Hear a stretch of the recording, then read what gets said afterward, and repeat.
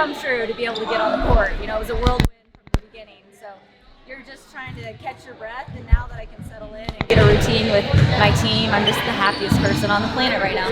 What's kind of it been like the past few months getting settled in here at Arizona State?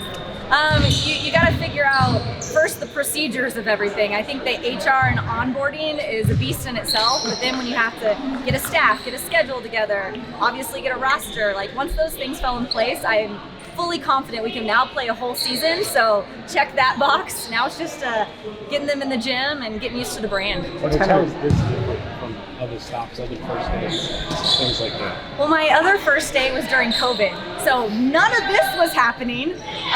So this is really exciting, just the accessibility and the relationship building, getting to know people. People around here love Arizona State, and I love this place, and there's a lot of great coaches, so I've met not only peers, but some good friends. What's it kind of been like, the difference recruiting to a place like this at a powerful level as opposed to Group of 5? Yeah, well, the access to recruits has been pretty incredible. I'm talking to the top 25 kids in the country right now, from the 26 class, and we were just able a few days ago to finally start talking to the 27. So that's been great to be able to talk to the best in the country and gauge their interest in Arizona State and start developing those relationships from a recruiting perspective. What's your pitch? Well, it's Paradise.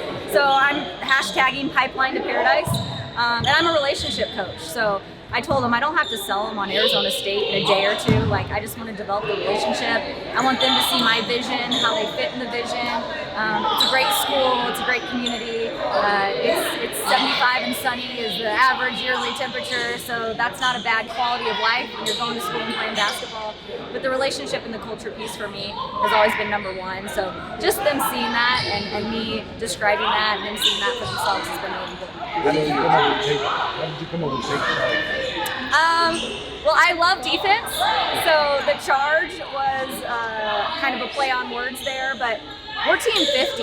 This is the 50th celebration of women's basketball at Arizona State. So we got to take charge and ownership in that. We have to take charge in developing and shaping the culture for years to come. We have to take charge in who we want to represent as a brand, as a unit. So that take charge is kind of that overall arching theme of how we want to attack this year. You mentioned that defense, and we know your team on that defense. What's it been like getting them ready for it? Oh, they're awesome. They are 100% bought in. I told them, I'm like, you can't just have this honeymoon stage for 1 week. We're going to have to sustain this. It's easy to have the juice week 1, but can you build this? Can you sustain it? Can you build habits where you love defense, you're bought into it?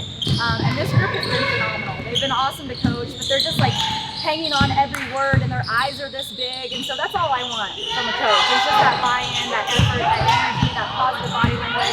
They've really shown me that these first few days.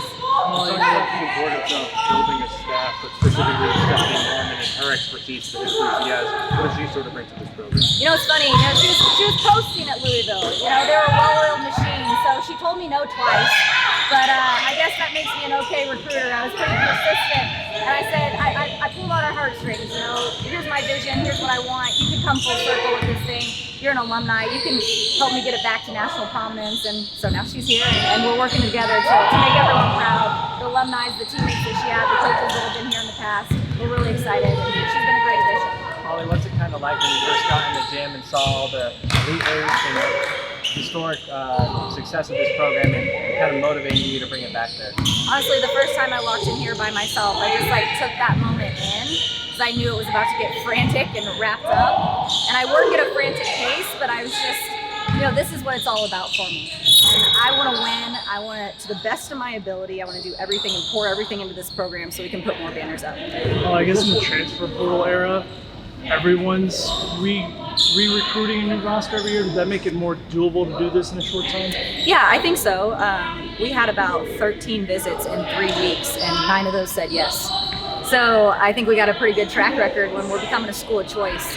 And we picked the right kids also to match the culture. I've said this, I don't want to build this thing on sand. I want to build it on solid rock. And you have to do that year 1 with the right kids. So to be able to get a bunch of the kids that I think will enhance the brand, enhance the culture, be everything that I want them to be initially right off the bat, I think that's just going to propel us into years to come. I guess I had no idea of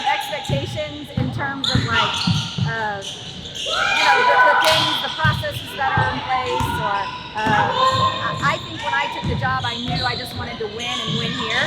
And so building that right now, like that's what motivates me. Like everything else is a cherry on top when you're talking about, you know, P4 and the biggest stage and but I just want to win.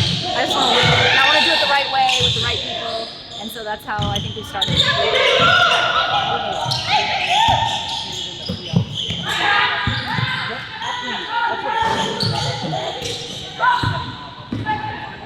I think that was just like a competitive edge that they could see. They were playing some really, really good basketball players. They had USA across their jersey, so that felt different. There was some pride in that. But just that competitive edge of, I'm playing against the best, this is what it takes, and that was good for them to experience.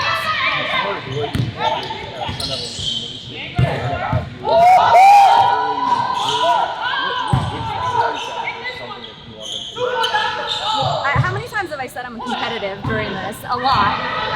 But also, I'm accessible. You know, I just want everyone to feel pride and ownership and like they love their women's basketball program and we're going to represent Arizona State to the best of our abilities. They're going to watch a fun brand of basketball.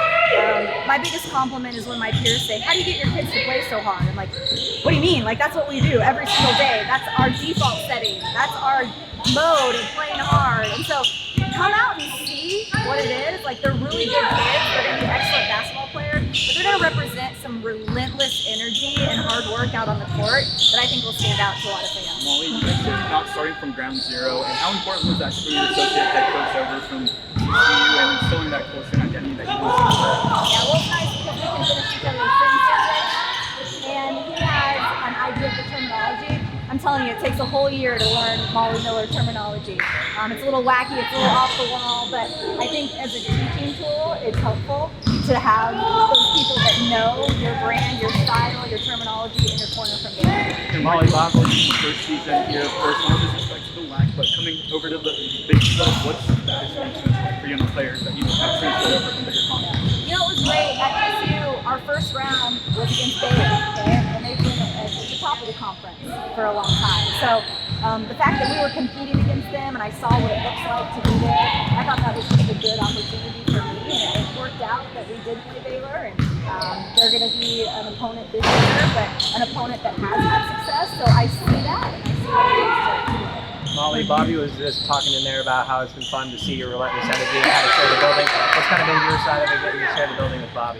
Oh, Bobby's just been phenomenal in terms of accessibility. When we talk, he's just so open, and he's a real team player. I love that about him. So he's like, anything you need, let me know. Anything you need, let me know. I'm like, Bobby, maybe give me like one more month and I'll probably be knocking down your door. But his staff has been great too. I mean, we're teammates in this. And I think we both have that competitive spirit. We're wired the same, that we want to win and we want to see success for the school.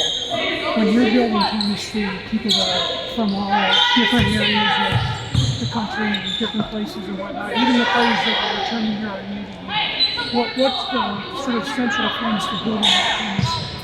You gotta spend time with these kids and you've gotta allow them to spend time with each other. So something that I was pretty adamant about was after our workouts, we're gonna have team meals where we're all around the table, off the court, not talking basketball, learning what favorite music, favorite movies, siblings, where you came from, your journey. Like that's really important because to me this is a family. And I wanna have their backs, I want them to have each other's backs. And right now, that summer is that great time to build the team chemistry off the court. We're really trying to emphasize that for them. Well, you lose the two leading scorers from the team last season, but you also brought in transfers that fit your culture. Who has stood out to you for the first 3 days so far? Oh my goodness, it's been great to see the competitiveness. I'm like, these kids have to do so wide like me, but when you bring someone like Gabby Elliott in, she has a double-digit score in her conference. Last year, Poa, she's national champion. Talk about competitive nature. Marley's been a really good addition for us. It was even fun to see our freshman Amaya out here for Mater Day. I'm like, Maya, you don't look like a freshman. She's like, I'm so nervous. I'm like, you're doing so good. And we do really returners, you know, getting them and having them come and shift their mentality a little bit. That's hard for them, right? They have a different coach, but I think they've embraced that, and I've really been proud of them. You think the makeup of your roster, we're talking about getting 4 high-level transfers and then having a lot of returns as well. 16